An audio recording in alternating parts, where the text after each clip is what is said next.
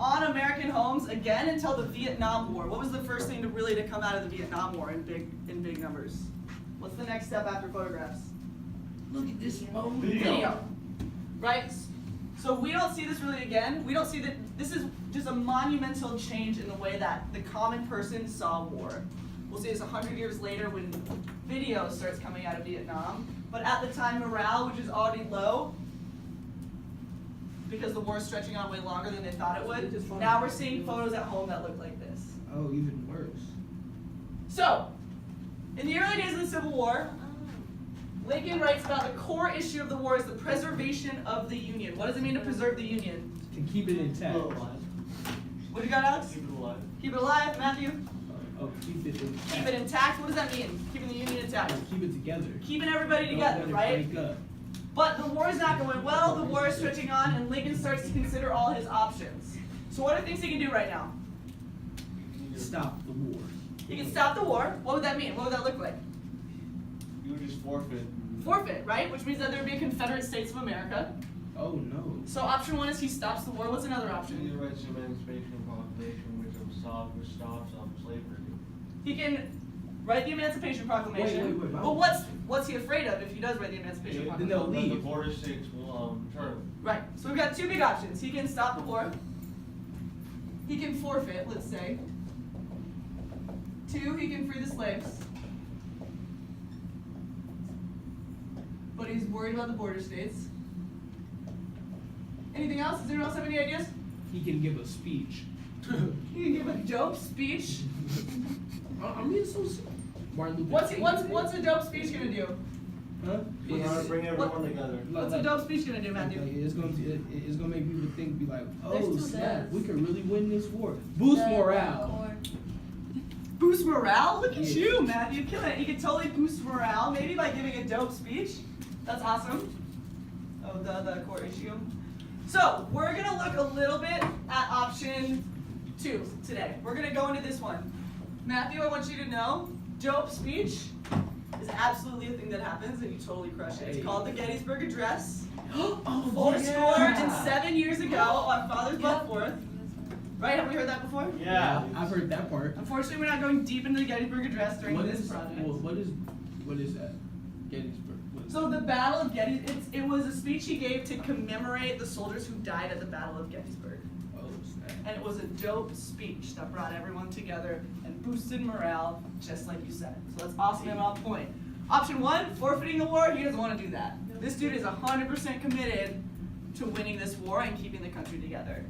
Dope speech does happen, but it's not what we're going to examine today. We're going to examine option number 2, which is freeing the slaves. Okay? And that's the Emancipation Proclamation.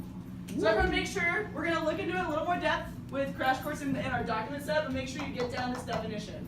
In January of 1863, the Emancipation Proclamation outlaws slavery in Confederate states, Wait. which are not the border states. That doesn't make Who can raise their hand and tell me what the difference between a Confederate state and a border state is? Tony. The Confederate states are the states that seceded, while the border states did not secede but still allowed slavery. Perfect, thank you. So he outlaws slavery in Confederate states. Oh, not the border states, so he doesn't want to get them angry, right? Does that make sense? Say it, Alex. Because he doesn't want to get them angry, or like he doesn't want to turn. Who's them? The border states. The border states. So if the question is why don't we think that he freed slaves in the border states, Alex's answer is he doesn't want to anger the border states. And we're going to look a little more closely into this, correct? When was it outlawed everywhere? When was it outlawed everywhere? That's going to be the 13th Amendment, which we'll talk about more next class. Wait. Well, how long after was it? 2 years, 1865. Maryland, Miss Tanisa, I think, was the last state to have slavery. Is that true? I think it might be. Yeah, I think Maryland, like sneakily, Maryland was like, because a couple of the border states wrote their own laws during the war to free the slaves, Missouri included. Woo! But I think Maryland was the last one that waited until the passage of the 13th Amendment. Does everybody have this definition of the Emancipation Proclamation down? Yeah. So it was outlawed in the Confederate states, but not the border states. What about new states that came in between then and the 13th None came in between 1863 and 1865. What if it did, was it supposed to be outlawed there too? If the new state had entered the union between 1863 and 1865, honestly, it would probably depend on like if the state wanted to enter as a free state or a slave state. They probably want. My guess is they want to have been able to join the union as a slave state. But I don't know, sort of a hypothetical. All right, everyone's got our definition for the Emancipation Proclamation down, so we can refer back to it. Yes? Travis does anyway. All right, Travis. Okay. So here's our historical question. Why did Lincoln write the Emancipation Proclamation? We're going to look at a few different theories. Make sure everybody knows what Isaac. Sorry, bear with us while Isaac passes out pizza. I'm passing out, Isaac and myself are passing out a note sheet. And we're going to watch our little excerpt from Crash Course.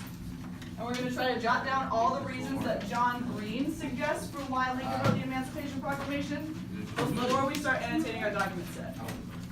Isaac, you're just too slow. I just started going.